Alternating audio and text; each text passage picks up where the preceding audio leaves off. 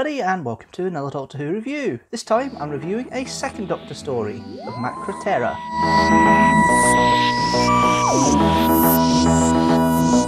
As always, I have in front of me the television companion for all the classic series stuff, and here's the plot line. The time travellers visit a human colony that appears to be a happy place run along the lines of an enormous holiday camp, but has in fact been infiltrated and taken over by a race of giant crab-like creatures, the Macra. The brainwashed inhabitants are forced to mine a gas toxic to themselves, but vital for their oppressor's survival.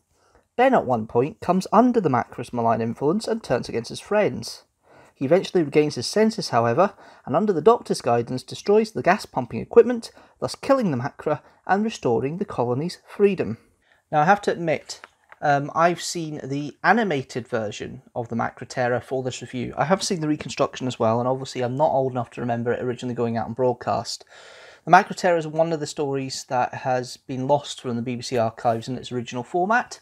Audio still survives, which is why they've got the animation, and this animation was released about a year ago. The intention was originally to maybe do it with Jamie and Fraser, but obviously with circumstances, Jamie or Fraser, but with circumstances this year, it's kind of went by the byline, and it was going to be this time of year I was going to release the Macra Terror, so this is why I'm reviewing it here. Overall, the animation itself is actually quite enjoyable. I think this really is well designed for the story. It works better in black and white than colour. I have seen both versions, and the reason it works better in black and white is the darkness scenes, the dark scenes where, especially the scene where Ben and Polly find the Macra, and the Macra is attacking Polly and grabs Polly by the leg. Although in the animation she's actually strung up in the air by the Macra. In the original it's just her foot that gets caught. And some of the animation lends itself to this kind of dark feel to it, and this kind of dingy outlook outside of the main habitation areas of where the dark Macra lurks, and the animation lends itself well to that. The story itself was written by Ian Stuart Black, who also did The Savages, and he also wrote The War Machines, so he has had previous experience in writing Doctor Who. This is the second kind of futuristic one he's done after The Savages, but he has had an interesting take on the aliens taking over the base, and it's not really base under siege, it's more like oppressors and trying to free the oppressors. The idea of this whole area being kind of fake and happy, and this kind of holiday camp, as the plot says, is an interesting concept, and the fact that they're all brainwashed, and it's quite apparent very early on they're all brainwashed, because you have Murdoch, played by Terence Lodge, who is very much broken his programming and is trying to make everybody see there's a big terror there with the Macra, and nobody's listening because they're so brainwashed under it, and all the conditioning that happens with everybody.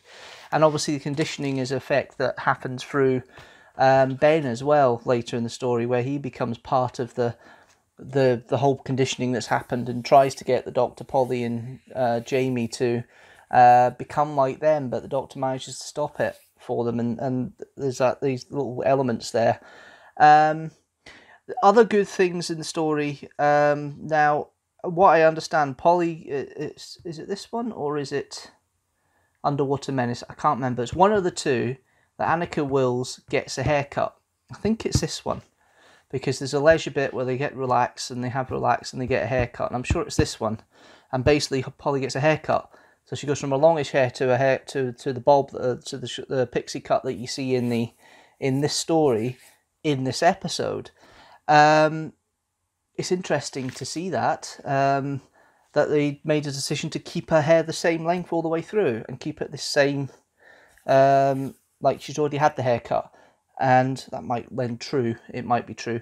I know on the Moonbase it was longer hair, so it's an interesting one. This is the first story where Jamie's starting to have his own character and the way he does things, and this is the first one where the writers are going, oh right, okay, Jamie's now companion, we don't have to feed him lines from other characters, because the Moonbase and the Underwater Menace had lines taken from Ben to give to Jamie in some respects, and Moonbase is virtually out of it for most of it, on the basis that he's not very well, and they play on that. But here, this is the first stage of Jamie learning his showing the braveness and the Jamie that we all love later on. Now, the other bits I do like in here was the Jamie in the Forbidden Area and the Mara scurrying about. Something that couldn't be done on the original. There's a lot more, just like Power of the Daleks, you could do a lot more with the main baddie because you've got animation. You can multiply it easier than you could in real life. Because Power of the Daleks, when I did it with Jamie, did the review with Jamie, had the thing about all the multiple Daleks exploding and all the extra explosions and that. Here, you get more of the Macra, although the original Macra, the leader Macra, is supposed to be white. It doesn't really come across on the black and white version. Maybe it doesn't the colour. Haven't seen all the colour episodes to see. But Jamie in the kind of forbidden areas later in the story, and him creeping about, works well with the animation and the way it's done. And it'd be quite boring to listen to and see if if you didn't have the visuals for that, and it would be boring to listen to. There's it's definitely a video sequence in that respect. Now, in the original, when the controller is revealed for the first time in his true form, when he's been controlled by the Macra, and you see the Macra's claws, you see the Macra claw come in, they do it a bit more shadowy in the animation, and they also knock the camera over as well, which is an interesting little touch. And these little elements that raise enjoyment a little bit compared to what would have happened in the original. Now, obviously, I don't know exactly what the original is, but there are clips that are available with Macra Terror, which you can compare against. There is telesnaps of the controller being picked up by the controller actually being spooked. You've got the excise clips of Polly being attacked by the Macra, with Ben not far away. That's part of it. So there is elements there. You can see little snippets of the plot and the story as it was originally created. Going into the characters, you've got the Doctor's Patrick Troughton. He's starting to find as well now. He's not the bumbling hobo as such at this point. He's still a bit more scheming. He's a bit more like he was in Power of the Daleks. There are some comedy elements there. The rapport with Jamie, he's more of a schemer than Bumble at this stage. He's more scheming at this point and planning behind the scenes than he is bumbling his way through, or apparently bumbling his way through. But Patrick Troughton certainly settled into the role by now, and you can tell he's confident in what he's doing, and he is trying things out and doing things, and the recorder's still there at various points as well where he plays that. But the Troughton that we know is certainly coming through, especially the bits when he's breaking the conditioning vents and the conditioning computers above the beds of Ben, Polly and Jamie. And this sort of manicness that Patrick Troughton, this chaos he likes doing as the Doctor, is coming through in those elements. You've then got Annika Wills, who plays Polly. Now, she actually gets stuff to do. I do feel sometimes that Polly is Peril or Polly. In this one, though, she seems to have something to do. Annika Wills actually has something to do. Yeah, she's got the famous screaming scene when she's getting caught up with Macra and that. Of course, she's going to have that element. But with Ben kind of out the picture a little bit in regards to him being conditioned and being like a foil for the other three, Polly gets a little bit more to do in regards to asking questions and doing stuff and helping out with various elements of the plot, especially within the control room with where the mining's going on later in the story with John Harvey as the officier, who actually was in the War Machines as well, which is an interesting link because he was the professor. I can't remember his name now, but yeah, he was in the War Machine, so it was a nice little link between the castings there, even though it's different directors. And there was she feels like she's doing something. She's not just Perils of Pauline screaming, and I get a bit annoyed of her. She actually does have a bit of a plot line this time, which always helps. You've then got Ben, played by Michael Craze, who is interesting, cheeky chappy Cockney at the beginning, as he always is. Same at the end, but that middle part where he's controlled, his voice changes a bit as well. He's a bit more RP than his Cockney thing. Michael Craze puts that into the role to differentiate him from the normal Ben. And it's played quite a straight level. A bit creepy at times in the way he reacts with the others and the way he scolds them for not doing what they need to do. He's scolding Jamie at various points about doing what the Doctor says when he should be being part of the colony and being happy on the colony and conform to the colony and all that. And it's a nice little betrayal. I've mentioned Jamie already with Fraser Hines, and obviously he has a better lines to do, and obviously the big bit is the bit near the end where Jamie's going through all the forbidden area with the Macra, trying to find the Macra and finding out what's happened with the Macra, and then going through the corridors, and it gives Fraser Hines something to do and shows the bravery of Jamie that we come to admire and love in later stories. And yeah, he's fitted in like a glove now, and it works. The companion Doctor team is actually not too bad here. It works as a threesome, as long as you split them up a little bit and make them a bit of a bad versus good, a little bit, you know. And that works because you've always got a pair. You could split it into 3 here instead of pairing them off, because Ben could always be a separate entity. Polly and the Doctor tend to do a lot, and then Polly and Jamie do a lot. So there's always that kind of, there's at least one pair there to interact and bounce off each other while the other two are doing stuff on the side. And the way it's written by Ian Stuart Black works for this story. You got other guest characters. You've got the pilot, played by Peter Jeffrey. He does the role. He does it well. It works. Not really much you can say. I mean, the pilot's kind of a bland character. He's kind of like, he's supposed to be the main second in command. He's suspicious and is trying to break the program maybe, but it is played well enough. Quester, played by Ian Fairbairn, is probably the best guess.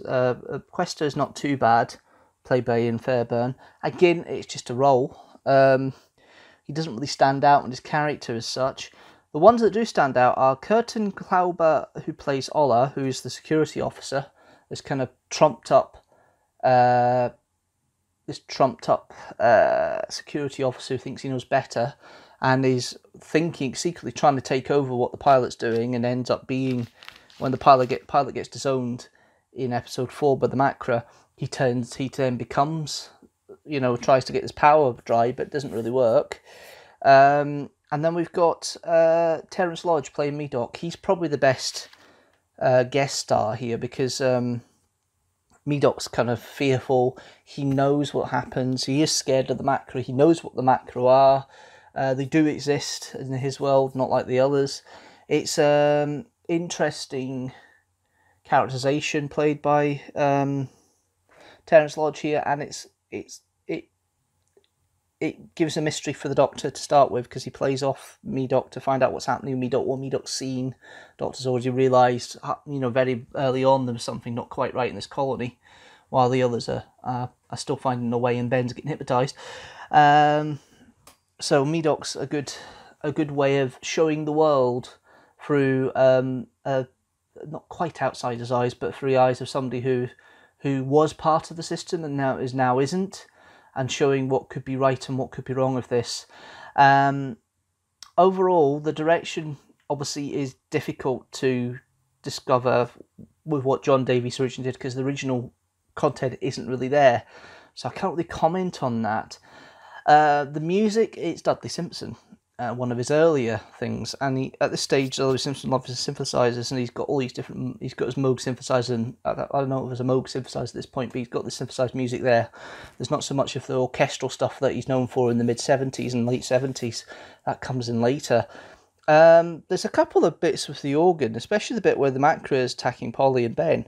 That bit's quite horror-esque, and the composition's pretty standard for the time, but it's certainly the bit that does get me is the bit with the synthesized bit where they got the dances with the cheerleaders that happened at the beginning when they come into the holiday camp the first time. It's definitely 60s. It's definitely not futuristic in that respect. It sounded futuristic at the time. It's obviously not now. It's okay. It's all right. It doesn't overpower the story. It complements it where it needs to. It's not a bad score. It is a score. Some of these stories don't have any score. They're kind of based on sound effects. The War Machines is basically sound effects. There's a couple of stings, but apart from that, it is basically background noise. That's the music. There is some music in this, and it does help lift the mood and make the tension more when it comes to Jamie going through the cave, the forbidden area later in the story, and Polly and Ben, as I mentioned, being attacked by the Macra outside. And these do work. Overall, it's an okay story. It's one I probably would go back to, and I'll probably watch the colour version next just to see what the differences are between it. And there is reconstructions on this DVD as well, which I'll have a look at. I've seen the reconstruction before, but it might be the BBC version's better. I don't know. So there's a lot more to explore of the story itself in the media that we have available for it. The story itself, it's okay. That's the impression I get with early Troughton, is they're still finding their feet a little bit, and it doesn't really kick in until the Faceless ones, which I believe is the next one in the series, and that's where they start to see their see it work. And funnily enough, I've got the Faceless ones in a DVD, which is coming just not long after this recording, because they've done an animated version of that. So they are filling the gaps a little bit, but it's not the era that we all know for Troughton. It's not classic Troughton. It's not terrible Troughton either. Troughton doesn't seem to put a foot wrong in anything he does in Doctor Who. Stories, yeah, season 5 is a bit samey, but season 4's still got that kind of mix a little bit, and it's okay. TARDISes out of 5. I would say it's 3.5 TARDISes out of 5 for this story, and that's what I put it as. Okay, let's see where this story sits within the rest of the ones reviewed so far. There's quite a selection of stories that sit at 3.5 TARDISes out of 5, and the Macra Terror joins that, alongside the Aztecs, the Leisure Hive, Vengeance and Varos, the War Machines, Amy's Choice, the Trial of a Time Lord season, the 5 Doctors, the Christmas Invasion, the Pandorica Opens, the Big Bang, the Ice Warriors, and Listen. At the bottom is still Time Lash for 2.5 TARDISes out of 5, and the Idiot's Lantern, Battlefield and Ark of Infinity have 3 TARDISes out of 5. At the top is still at 4.5 TARDISes out of 5, the Happiness Patrol, Inferno, the Day of the Doctor, the Caves of Androzani, Tomb of the Cybermen, and Dalek. That's it for now. Thanks guys for watching. As always, if you like this video, don't forget to like it and share it with the hashtag teamstructor, and also hit that subscribe button if you think you like the channel as a whole and you want to follow the videos as they come out. General rule is every Sunday at 4 PM GMT. Also hit notifications bell so you know when that video comes out, just in case you do lose track of time. You never know. Next week is a Kidstructor, and it's the last Kidstructor of the February recordings that we did just before COVID hit in 2020. So that will be Hubbub with Jamie, Fraser and myself. I'll see you then. Until next time guys, see you later.